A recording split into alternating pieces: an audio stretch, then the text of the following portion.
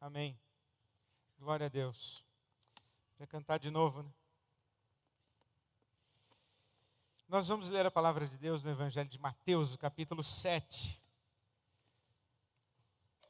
O Evangelho segundo São Mateus, capítulo 7.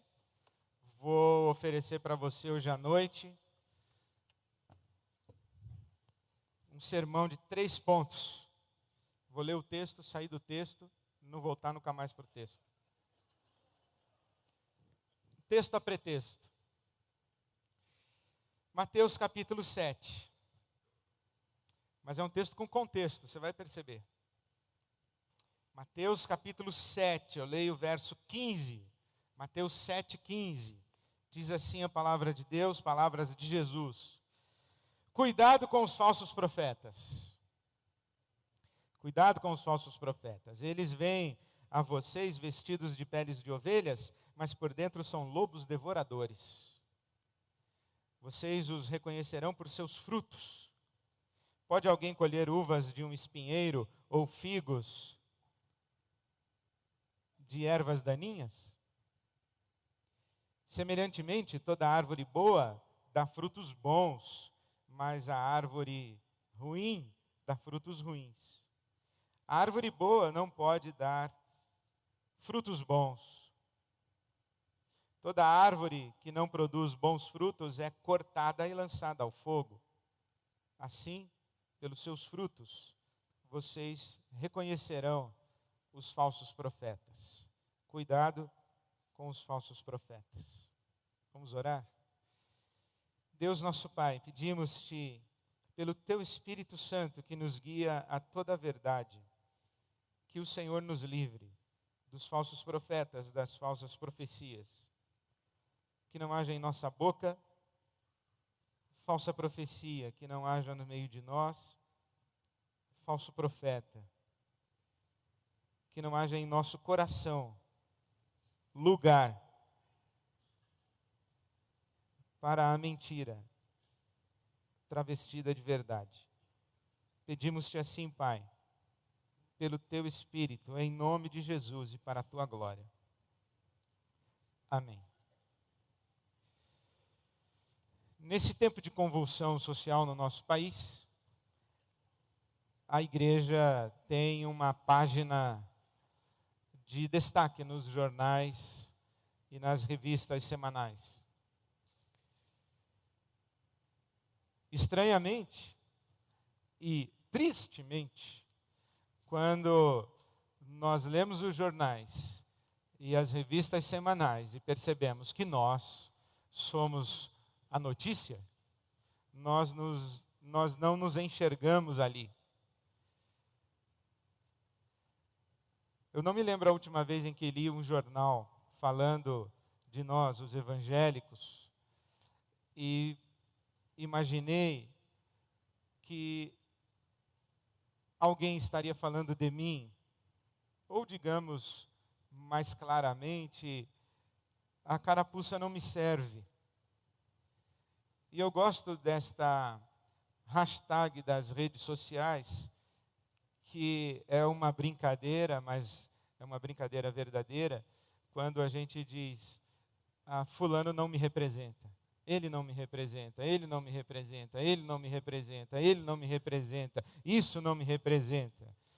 E eu compreendo que é verdadeiro mesmo, porque há tantos evangelhos e tantos cristianismos, e dificilmente nós nos vemos representados em algum, e principalmente nesse que está aí hoje no nosso país.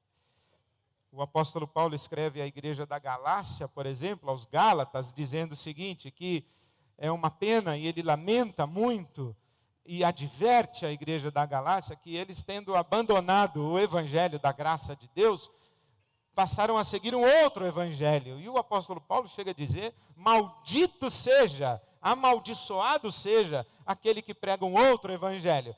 De certa maneira, Jesus disse a mesma coisa aqui, quando ele disse que o falso profeta é como uma árvore ruim que dá fruto ruim e que para nada presta, exceto para ser cortada e lançada no fogo. O fogo é uma expressão de juízo. De modo que a gente fica perguntando onde está o verdadeiro evangelho. E creio que existe sim um verdadeiro evangelho. O que eu não creio é que exista um evangelho puro. Então vamos imaginar que a melhor pergunta seria: onde está o evangelho que nos representa? E nós devemos nos perguntar isso e devemos procurar, e mais do que isso, nós devemos saber identificá-lo. E onde estão os falsos evangelhos? Onde estão os outros evangelhos? Quais são eles? Como eles se caracterizam? E eu fiz um gabarito para mim, para tentar identificar o que eu chamaria de um verdadeiro evangelho de um falso evangelho. E encontrei, diferentemente do que é usual, de nós falarmos, o verdadeiro evangelho é dos batistas, o falso evangelho é dos neopentecostais, o verdadeiro evangelho é dos presbiterianos, o falso evangelho é da Universal do Reino de Deus. O verdadeiro evangelho é da Assembleia de Deus, o falso evangelho é dos metodistas. E nós vamos tentando dizer, esse é certo, esse é errado, esse é certo, esse é errado. Mas se a gente parar para prestar atenção, existe um falso evangelho que não é privilégio de ninguém, ou é mazela de todo mundo. E dentre os vários falsos evangelhos que existem por aí, eu acho, pessoalmente, que hoje o cristianismo abstrato é um dos mais populares falsos evangelhos que a gente tem. Imaginando que tem o cristianismo aqui, e nós os cristãos aqui, as pessoas que nos ouvem, convivem conosco, estão se relacionando conosco, nos observam, elas querem pegar o evangelho, elas querem ver o evangelho, mas esse evangelho que vivemos, ou o cristianismo que estamos vivendo, ele é tão abstrato que não dá para ver, não dá para pegar. Esse cristianismo aqui, que eu chamaria de verdadeiro, ele não é representado aqui embaixo. E é evidente que há falsos evangelhos que a gente pega, mas dentre os falsos evangelhos, eu acho que esse cristianismo abstrato que a gente está vivendo hoje, é uma das coisas mais perniciosas que já vivemos na história da igreja. Então eu queria dar para você o meu gabarito pessoal do que é que eu estou chamando de um cristianismo abstrato.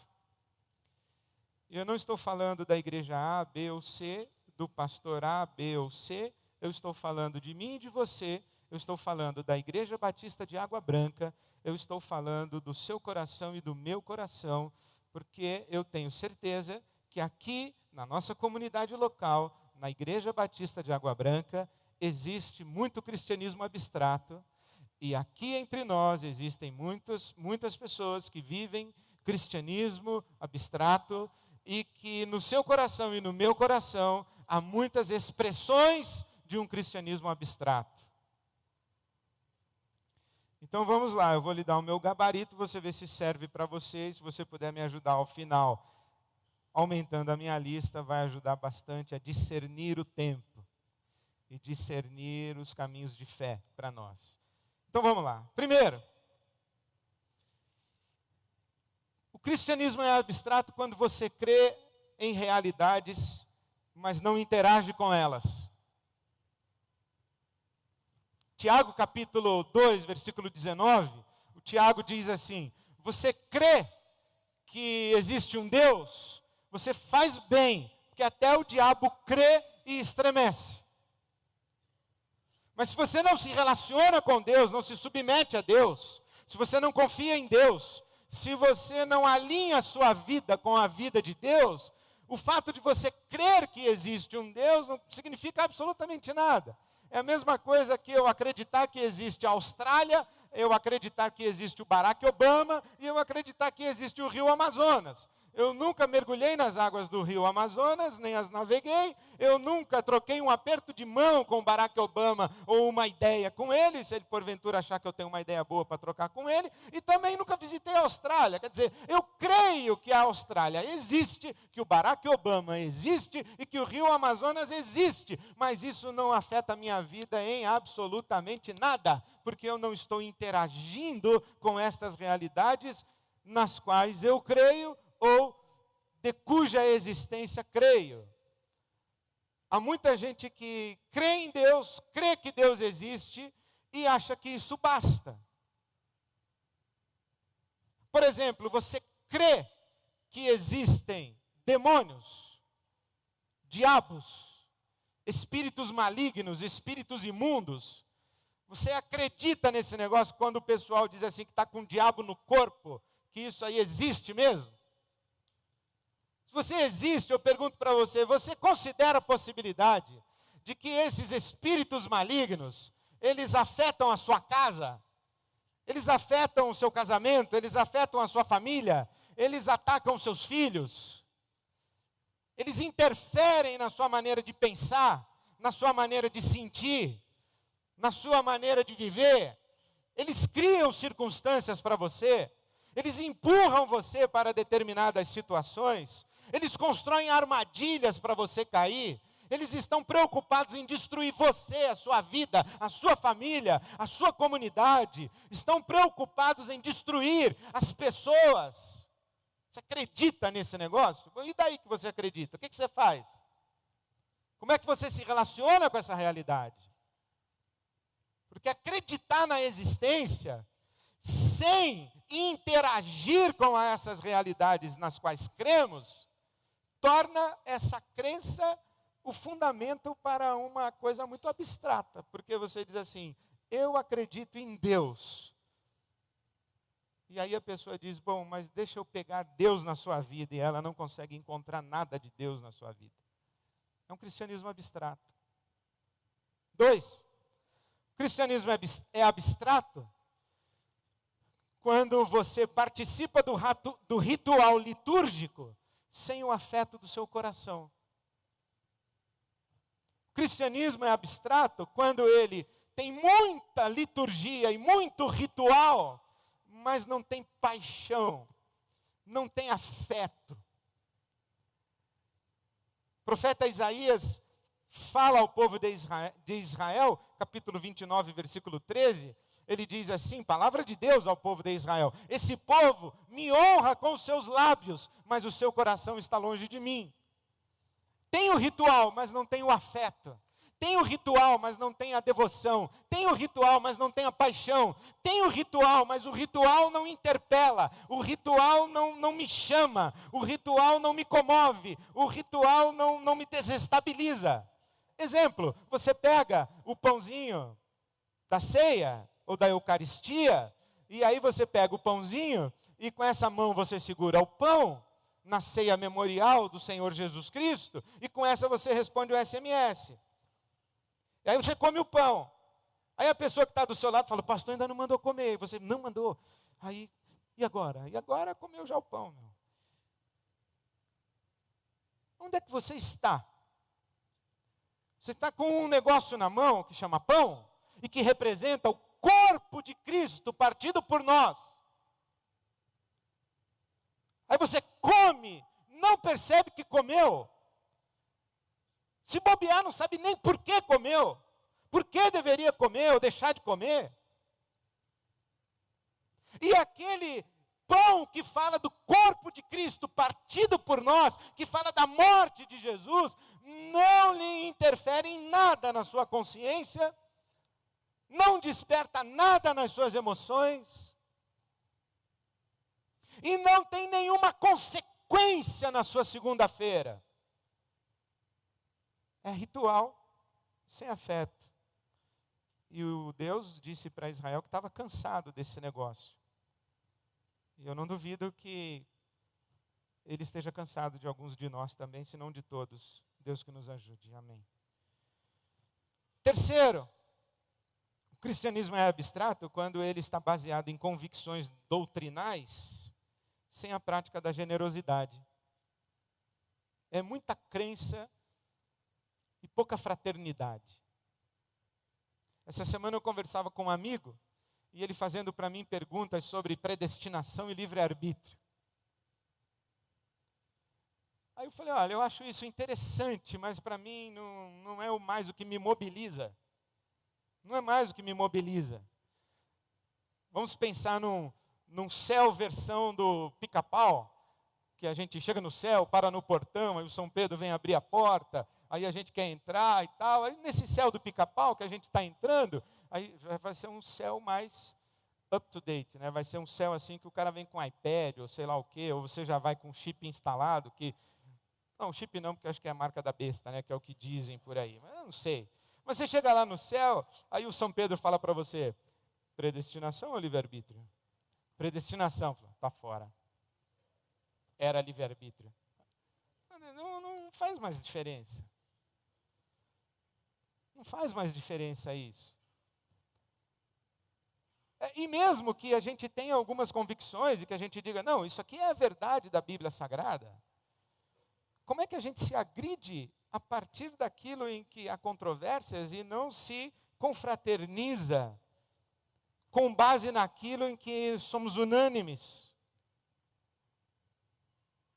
Então, por exemplo, eu estou observando o nível de achincalho para cima de mim nas redes sociais está crescendo, eu fico feliz, por mim. Né? Porque eu aprendi que se o diabo não está tentando te derrubar, que você já está caído. Se ninguém está te atacando pedra, é porque você é inofensivo. Então, quando eu recebo pedrada e esse tipo de coisa, eu me entristeço por mim, eu fico feliz por mim, fico triste por quem me apedreja. Outro dia um camarada falou, por exemplo, essa pedrada pegou forte. O camarada falou que a IBAB não deveria chamar a Igreja Batista de Água Branca. Deveria chamar Igreja Batista Mesa Branca. Porque eu prego um espiritismo disfarçado de evangelho. E que os espíritas gostam muito de mim. Porque eu não prego o evangelho. O outro foi dizer que eu sou um câncer para a igreja no Brasil. Eu falo, meu Deus. É porque eu escrevi um artigo que o cara não gostou? É porque eu preguei uma coisa que ele não concorda? Eu vou contar uma coisa bem delicada para você, mas já que eu estou falando de falso profeta mesmo, Deus que guarde todos nós. Outro dia acabei de pregar, veio uma senhora aqui e falou assim para mim, pastor, eu só podia atender o fulano de tal, não sei se era meu irmão, meu cunhado, meu primo, algum familiar dela, que ele adora o Senhor, mas o senhor pregou uma coisa aí que ele não concordou, ele falou que não vem aqui nunca mais. Ele concorda com 95% do que o senhor fala, mas ele não vem aqui nunca mais. O senhor pode atendê-lo? Eu falei, não. Não sei o que o senhor quer que ele venha. É bom ele não vir mais mesmo. Gente com essa cabeça não vai se dar bem aqui. Com essa cabeça de, eu adoro você, concordo com quase tudo que você fala, mas esse sermão eu não gostei, eu não venho aqui nunca mais. Então a gente quebra a comunhão por causa de uma divergência de ideias. A gente não consegue se amar, se perdoar, se acolher um ao outro. A gente não consegue ficar no mesmo auditório pensando diferente, se comportando diferente. A gente faz isso em família. Pior é quando nem em família a gente faz, né? Por causa de um pecado de um filho, há um rompimento de uma estrutura familiar inteira. Por causa... Espera um pouquinho. Se você perguntar assim, olha, fumar é pecado? Beber é pecado? Há controvérsias. Agora, você concorda que a gente tem que perdoar os outros? Ah, nisso não há controvérsias. Você concorda que a gente tem que aceitar os outros? Nisso não há controvérsias. Você concorda que a gente tem que abraçar todo mundo? Nisso não há controvérsias. Ser gay é pecado? Ser homossexual é pecado? Eu acho que não há controvérsias, mas tem gente que acha que há controvérsias. Eu acho que é pecado, sim, que foge o padrão da palavra de Deus. Agora, deixar de acolher essas pessoas, nossos irmãos homossexuais, é pecado? É pecado. Deixar de recebê-los na comunidade, é pecado? É pecado. Apedrejá-los publicamente, é pecado? É pecado. Então, por que que é em nome daquilo que é unânime? Por que que em vez de nós nos unirmos naquilo que é unânime, nós brigamos em volta daquilo a respeito do que há controvérsias. Quando a gente baseia o nosso cristianismo em ideias, em doutrinas, em padrões, e não em relações, e não em generosidade, solidariedade, comunhão, unidade, amor, perdão, nós estamos construindo um cristianismo abstrato. É um cristianismo do mundo das ideias. 4, moralismo sem preocupação com a justiça social. Isso também, já que eu estou no capítulo, vou entrar aí nesse capítulo. Por que a gente faz marcha contra gay e a favor da família tradicional? E nunca faz uma marcha contra a pobreza, contra a fome, contra a corrupção? Por que o nosso pecado, vamos dar a mão à palmatória, nós cristãos de tradição evangélica, nós só temos um pecado, é o pecado do sexo. Pecou no sexo, está fora. O sujeito chega aqui e diz assim: eu era assassino, matei 39 pessoas, mas Jesus me alcançou, louvado seja Deus. O cara matou 39 caras. Aí chega um outro aqui e fala assim, ó, sou pastor, mas eu sou divorciado. Ah, não pode. Não pode. Eu cantava no coral, mas cometi um adultério aí. Adultério? Não pode mais. Não pode mais cantar no coral. Por que a gente tem esse moralismo? Outro dia eu estava ouvindo a rádio CBN, professor da Unicamp de Ética e Ciências Sociais respondendo, aí entrou lá alguém, que eu já imagino o grupo religioso desse alguém, e esse alguém disse assim, professor, o senhor não se escandaliza quando 2 homossexuais estão de mãos dadas na rua? E ele disse assim, eu me escandalizo mais quando eu vejo um mendigo alcoolizado no meio da calçada. Eu me escandalizo com as duas coisas. Eu sou do tempo que acha assim que homem com homem se beijando na rua é um negócio que... Mas não sou homofóbico, dá para entender? Se eu estiver no restaurante e 2 mulheres se beijarem aqui na boca, na mesa do lado, para mim é chocante, é um negócio que me incomoda.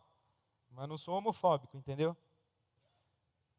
Agora o problema é que a gente passa na esquina e tem as crianças que deviam estar na escola pedindo esmola e a gente não é normal. A gente não faz marcha contra a criança que está na esquina. Então esse moralismo de pecados particulares, eu vou te falar uma coisa, o sujeito que comete adultério destrói a vida de uma meia dúzia. O sujeito que desvia verba pública destrói a vida de um país. Meu Deus do céu. 5. O cristianismo é abstrato quando a gente tem expectativa do céu sem responsabilidade histórica. A gente fica esperando o novo céu e a nova terra. E o mundo aqui embaixo, a gente deixa para lá, porque Deus vai redimir mesmo o mundo e vai dar para nós o novo céu e a nova terra, então deixa o mundo aqui se acabar. Não tem engajamento na história, tem só expectativa do céu. A história é um negócio que a gente tem que suportar, o céu é que é a vida de verdade. Agora eu vou dar um exemplo para você, imagina que você tem um Fusquinha 68. Fusquinha 68, um brinco, tudo original, peças originais, pneu original, com aquela faixinha branca assim no pneu. Seu Fusquinha maravilhoso, um Fusquinha 68, azul calcinha, lindo, todo mundo, você para no posto, todo mundo fica olhando, tira foto, quer comprar, e aí um desavisado vai lá e pá, bate no seu Fusquinha 68. Aí você fica triste, abalado, chateado, eu chego lá na sua casa e falo assim, olha, deixa comigo que eu vou restaurar, e eu vou te dar uma alegria e o seu Fusquinha vai voltar para você. Aí você entrega o Fusquinha para mim, eu vou para minha casa, compro para você um New Beetle, o novo Fusca 2013, já 2014. Abro a porta da minha garagem e digo, eis aí o seu Fusca. Achando que você vai ficar feliz e você faz aquela cara de decepção. Você fala, e o meu Fusquinha 68? Cara, eu estou te dando um Fusca 2014, novo, 0 bala, só para você. Você falou, não, mas eu queria meu Fusquinha 68. Você falou que ia restaurar o meu Fusquinha 68. Você não falou que ia substituir o meu Fusquinha 68. Cadê o meu Fusquinha 68? Eu falei, ferro velho. Amassei, vendi, investi nesse aqui, 2014. A gente pensa que Deus vai fazer com o nosso mundo isso daí. Que Deus vai pegar o nosso Fusquinha 68, amassar, jogar no lixo, e aí ele, abram-se as cortinas, rufem os tambores, tadã! Novo céu e nova terra. Aí a gente vai, entra no novo céu e nova terra, um monte de fumacinha entrando, Gasparzinhos. Aí a gente fala assim, Deus, aqui no céu não tem calor, né, Deus? Aquele calorzão de verão, assim, tropical. Aí Deus fala, não, o céu é espiritual. Fala assim, e mar, tem? Está aí. Aí você mergulha no mar, não sente nada, porque você é uma fumaça. O mar também é uma fumaça. Aí você vai pegar uma manga rosa, a manga rosa é de fumaça. Sua mão é de fumaça. Aí você fala, Deus, que céu é esse, Deus? É o novo céu e a nova terra. Falou, mas e aquilo lá que a gente tinha de mergulhar assim, tomar banho de cachoeira? Não, aqui é espiritual. Aí você lê Apocalipse e tem um mistério lá. Lá diz que a nova Jerusalém vem do céu para a terra. Não é a gente que sobe, é a cidade que vem. Toda sugestão escatológica da Bíblia não é que a gente vai sair aqui do planeta Terra e que Deus vai levar a gente para um outro mundo. Não, toda a realidade escatológica da Bíblia aponta para o fato de que nesse planeta Terra haverá um novo tipo de governo, onde a vontade de Deus será feita. Esse planeta aqui é de Deus. Vida humana foi uma coisa que Deus inventou aqui no planeta Terra. Corpo é de Deus. Cuida do seu colesterol, filho. Cuida da sua dieta, minha filha. Corpo é de Deus. Comida é de Deus. A vida na terra é de Deus. Esgoto é uma coisa que ofende a Deus. Casa construída em barranco ofende a Deus. A gente tem que cuidar disso. Novo céu e nova terra é uma esperança utópica que nos anima, nos instrui, nos ilumina para a gente cuidar daqui. Transformar não o nosso coração em alguma coisa que vai fazer as malas para viajar, mas olhar para o novo céu e a nova terra para extrair de lá a verdade de Deus para a gente trabalhar no mundo aqui. É isso que a palavra de Deus ensina. 6. Vou abreviar, porque fiquei empolgado.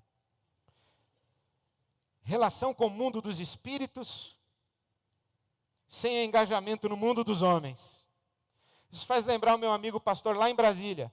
Foi viajar para o Peru, ganhou lá uma carranca peruana, bonita, aqueles bichos do folclore e da cultura peruana, sabe o que eu estou falando? Aquelas carrancas bichão assim. Aí pôs lá no gabinete dele. Foi o pastor da igreja peruana que deu de presente para ele.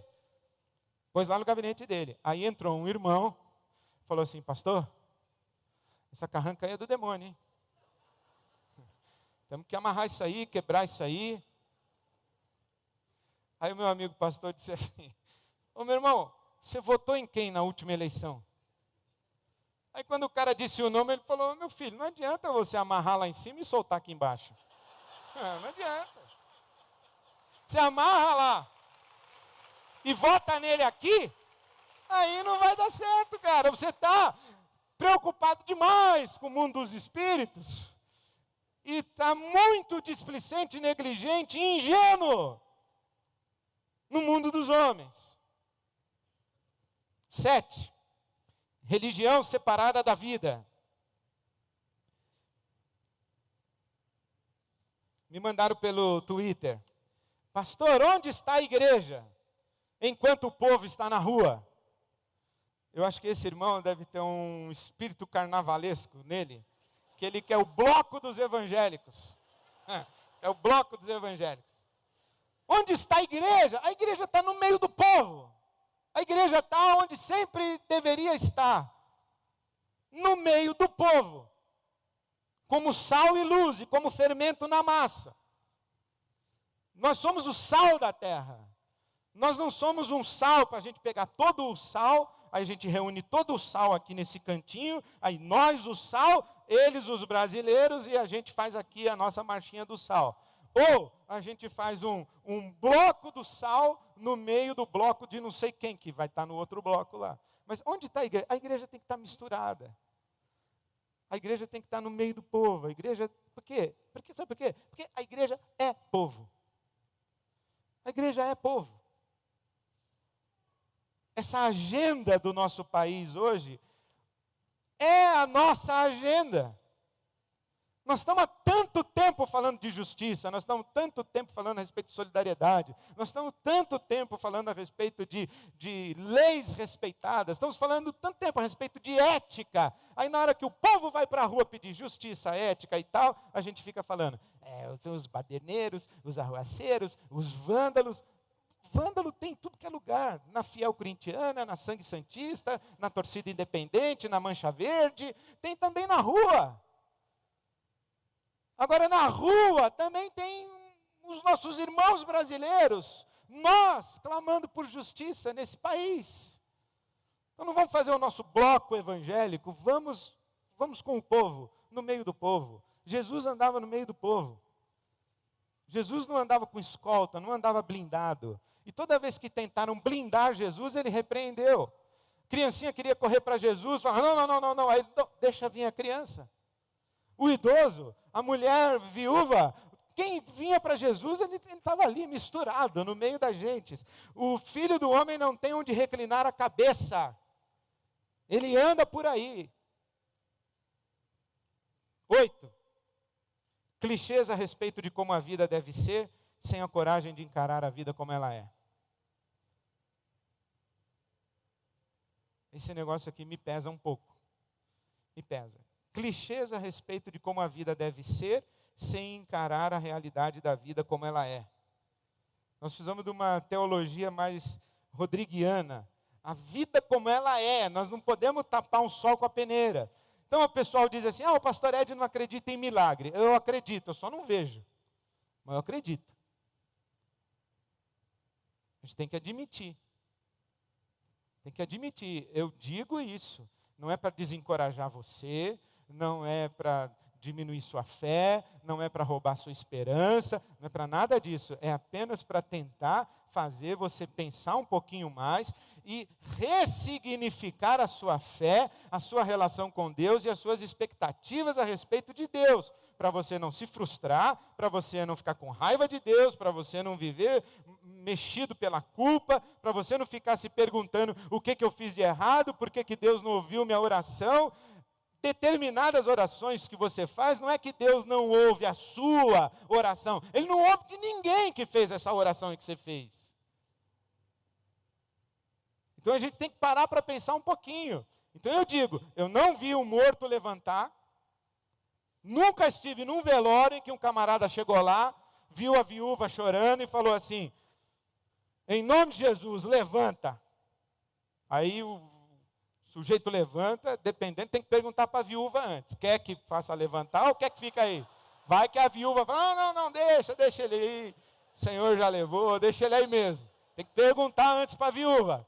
Mas eu nunca vi um camarada chegar lá e falar, em nome de Jesus, levanta. E também nunca vi um sujeito paralítico, um paraplégico, um tetraplégico, um camarada chegar lá, não tenho ouro nem prato que eu tenho, isso te dou, levanta e anda. E o camarada pegar, enrolar a esteirinha dele e sair pulando, sem fisioterapia, sem nada, louvado seja Deus. Nunca vi. Eu nunca vi um sujeito cego voltar a ver, um sujeito surdo começar a ouvir, eu nunca vi. Se você falar assim, você acredita que Deus pode fazer isso? Claro. Você acredita que Deus já fez? Claro. Você acredita que Deus faz de vez em quando em algum lugar e é você que não viu? Eu digo, claro. Eu só estou dizendo, eu não vi. Eu não tenho vergonha nenhuma de dizer, eu não vi. Isso não diminui em nada a minha fé. Não diminui em nada a minha confiança em Deus. Não diminui em nada o evangelho que eu prego. Eu só digo, tenho que convir com você que hoje em dia tem bem menos milagre do que tinha na Bíblia. Deus abençoe, pode atender, ver se é importante.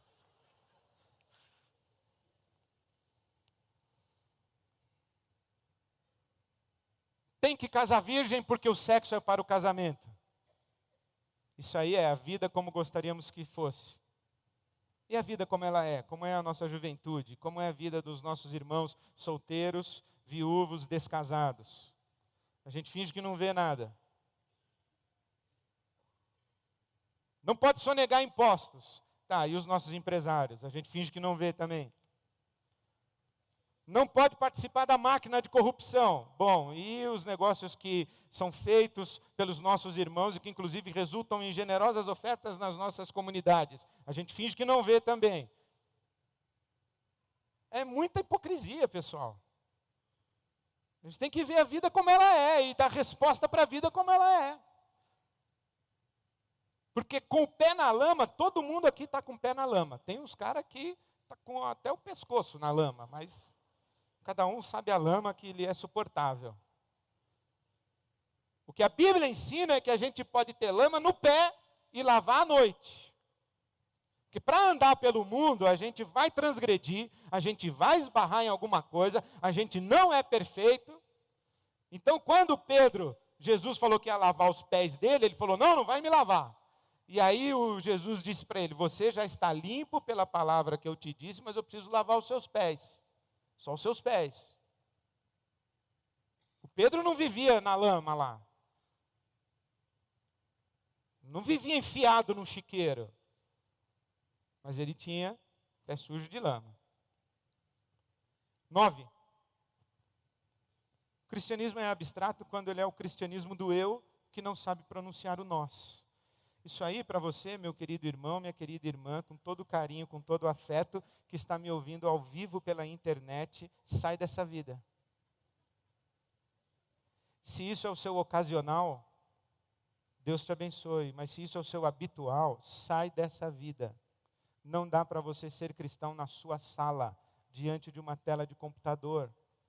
Igreja é gente, é povo, tem que ter relação, tem que ter o ajuntamento para você perceber o vento passando no ajuntamento.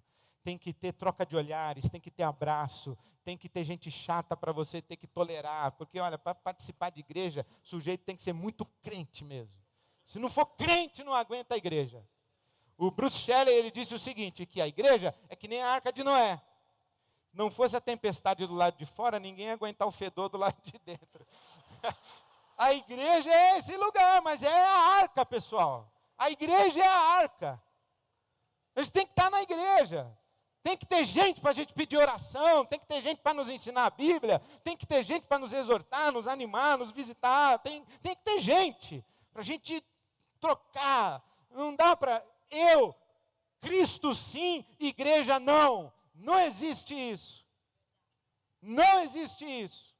Se você está num lugar distante e tudo que você tem é a internet, essa nossa celebração e tantas outras de outras comunidades, Deus te abençoe, mas se você está aqui na esquina e fazendo da internet o seu hábito, sai dessa vida em nome de Jesus, para o seu bem. Religião à la carte, número 10. Religião à la carte. Religião à la carte, sem submissão à revelação. Nós somos o povo da Bíblia, pessoal. Nós não podemos escolher o que a gente crê e o que a gente não crê. Nós somos o povo da Bíblia. Eu não posso escolher esse versículo eu gosto, esse eu não gosto. Eu não posso acender uma vela para cada santo. Ir no terreiro, tomar o passe, banho de pipoca, pedir oração para a tia da Assembleia de Deus, ir na escola dominical domingo porque a namorada é crente. Não dá. Tu vai ficar doido desse jeito. Não existe religião à la carte. E tem muito cristão que Jesus, o sujeito põe Jesus e São Jorge, aí ele beija os dois. Não dá. É exclusividade para Jesus. Você não tem o direito de escolher o que você crê. Tem que crer no que a Bíblia diz que você tem que crer. Compromisso de foro íntimo. Isso aí é também um cristianismo abstrato. Número 11, né, que eu estou. cristianismo de foro íntimo sem satisfação comunitária. Chega em casa às 3 horas da manhã e a tua mulher pergunta onde é que tu foi, você fala assim, é questão de foro íntimo. Para tu ver o que te acontece. Foro íntimo. Tem um pastor que eu conheci, os líderes da igreja dele chegaram lá no gabinete dele e falaram, pastor, está rolando um boato aí pela igreja que o senhor está dormindo na sala e a sua esposa no quarto do casal. É verdade? Isso é uma questão de foro íntimo. E os líderes da igreja dele disseram, por que o nosso casamento é uma questão de disciplina na comunidade e o seu casamento é uma questão de foro íntimo? O certo era ele responder, porque eu sou um sacana, mas não sei o que ele respondeu. Ou a outra igreja lá, que o camarada foi descoberto que ele era funcionário fantasma de algum órgão público. Aí foi disciplinado na igreja, pediu perdão e não sei o quê, ficou tudo certo, levantou um irmão, falou, olha, nós estamos te perdoando, tal, queria saber se você vai devolver essa verba aí que você recebeu. Não, isso é uma questão de foro íntimo. Cristianismo abstrato é muito foro íntimo e muito pouca satisfação comunitária. Posso dizer para você, eu devo satisfação a você da minha vida pública. Que você ouvir falar de mim, se você quiser, fala comigo, não fale de mim. Fale comigo, pode me parar no corredor e me perguntar, pastor, eu ouvi falar isso assim, assim de você. Que você ouviu falar, é minha vida pública, está aí. Agora, você não vai me parar no corredor e falar, pastor, como está o seu casamento? Eu vou te dizer, não te interessa. Porque é minha vida privada. E a minha vida privada, eu dou satisfações da minha vida privada a quem dê direito, aos meus pares e à autoridade pastoral e espiritual dessa igreja. Os meus pares, os presbíteros da igreja, podem me parar em qualquer lugar e falar, como é que está seu casamento? E eu tenho que responder. Agora, a respeito do que é público, eu devo satisfação para todo mundo. O meu cristianismo não é abstrato. Eu tenho que dar satisfação do cristianismo que eu vivo. Porque se eu não dou satisfação do cristianismo que eu vivo, ninguém pode pegar o cristianismo que eu vivo, ninguém pode ver o cristianismo que eu vivo. Carisma sem caráter. 12.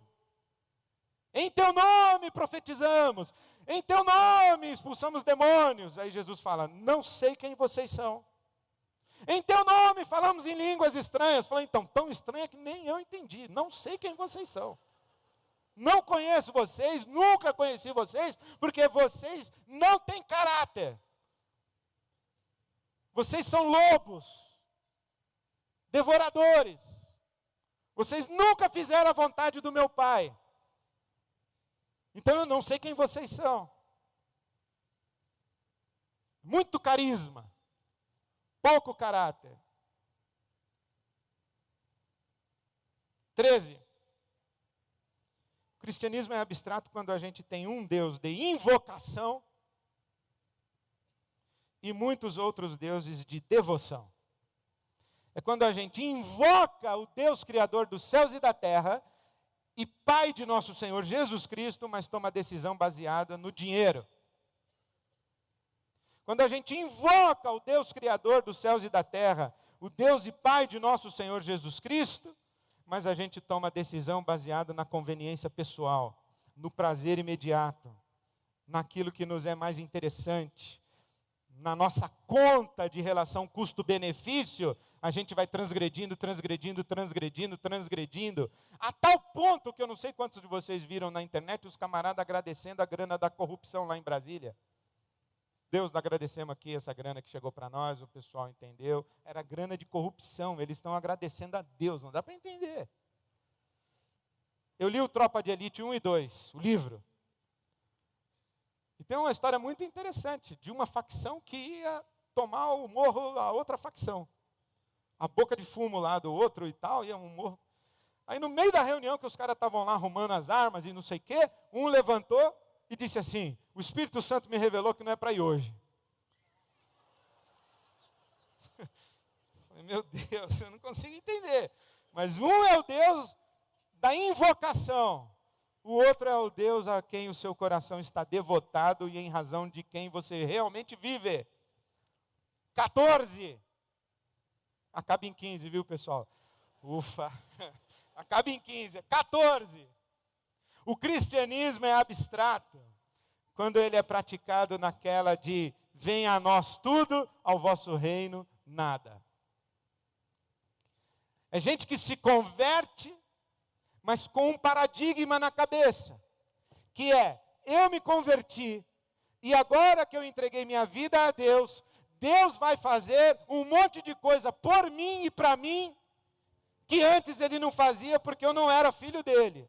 Agora que eu sou filho do rei, ele vai me abençoar muito.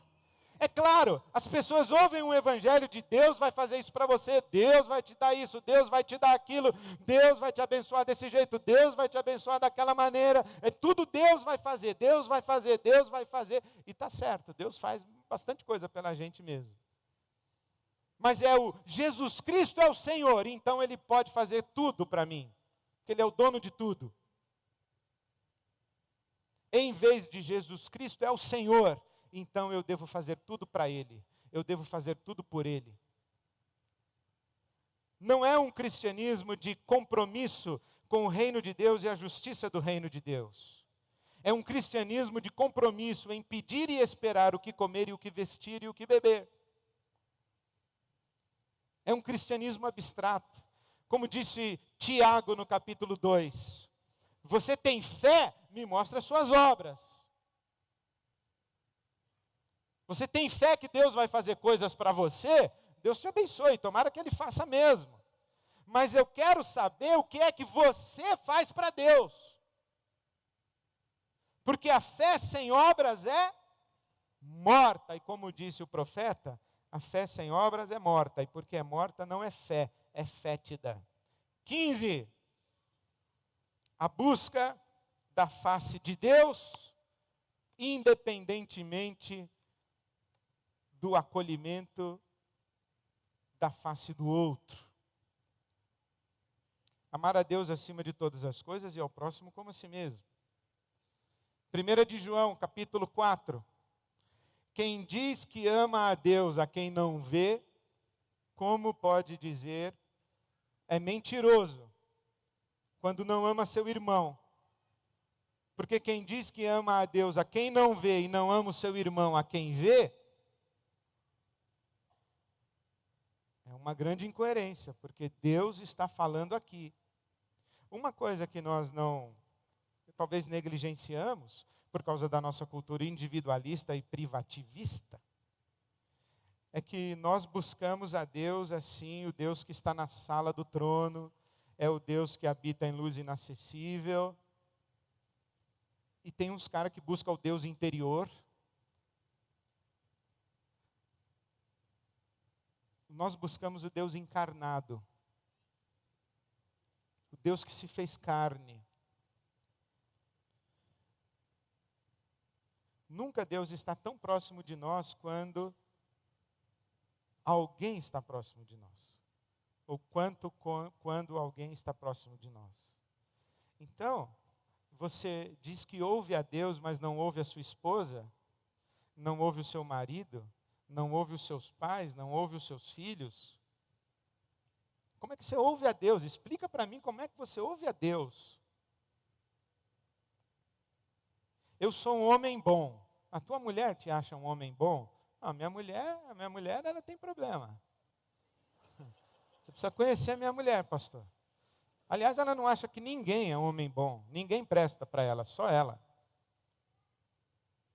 Tudo bem, vai, tua mulher tem problema. Os teus filhos te acham um homem bom? Os meus filhos ficam do lado da mãe. Tudo que a mãe fala, a mãe fez a cabeça deles. Eles também não me acham um homem bom. E o teu emprego, o teu chefe, teus amigos de trabalho?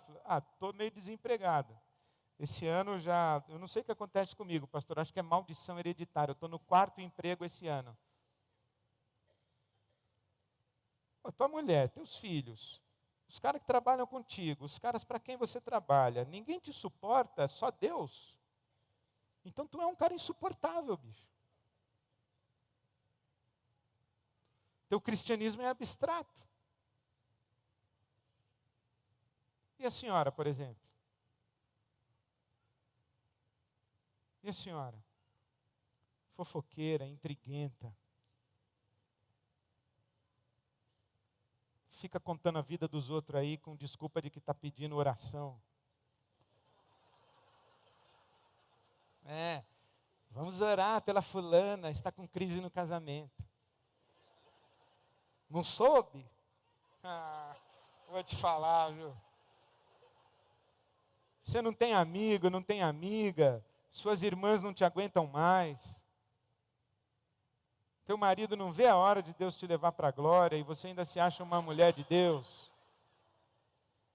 Cristianismo abstrato. Você não ouve ninguém. Você não aprende com ninguém. Você não pede perdão para ninguém. Você não volta atrás nunca. Isso é um cristianismo abstrato. Você diz assim: eu sirvo a Deus. Tudo bem, qual foi a última coisa boa que você fez para alguém? Não, eu sirvo a Deus, não os outros. Mas explica para mim como é que você consegue servir a Deus sem servir aos outros. Não existe isso. Não tem como. Cansei de falar já. Não adianta você trazer um manjar aqui para Deus. Ele não vai comer. Leve o manjar para alguém que está com fome lá fora. Dá para mim, eu como. Mas Deus não vai comer. Cristianismo abstrato é quando a gente fala muito de Deus, mas não fala nada dos outros. A gente se relaciona muito com Deus, coisas que eu não entendo. Buscar a face de Deus. Como é que a gente busca a face de Deus? Ser íntimo de Deus. Vou dizer uma coisa para você. Se a única pessoa para quem você confessa os seus pecados é Deus, está faltando. Se é íntimo de Deus, para quem você conta as suas tristezas? Você tem vergonha de ir no médico? Você tem vergonha de lavar roupa suja com as pessoas, perder a sua reputação? É só Deus. Deus é uma grande desculpa para você continuar trancado no seu mundo e vivendo o seu cristianismo abstrato. Enfim, foi o gabarito que eu fiz para mim. Eu queria fazer uma pergunta para você. Quantos de vocês se enxergaram em uma das 15, pelo menos? Levanta a mão. Boa. Nas 15? Não. De manhã veio um camarada, meu amigo, falou: pastor, ainda bem que você não perguntou nas 15, porque eu... Então percebe que esse falso evangelho, esse cristianismo falso, esse cristianismo abstrato, ele não está na igreja do lado, nem no pregador da televisão. Porque o cristianismo falso, ele não é uma pessoa, nem um grupo religioso. Ele é uma ideia, ele é uma postura, ele é uma atitude, ele é um equívoco da consciência, ele é uma distorção dos afetos, ele é um cativeiro da vontade, e isso está dentro da gente. Então vamos pedir a Deus que a gente seja livre do cristianismo abstrato, e que os homens possam nos ver, e nos vendo, que eles vejam as nossas boas obras, e que vendo as nossas boas obras, que eles glorifiquem ao nosso Pai que está nos céus. Que assim seja, amém.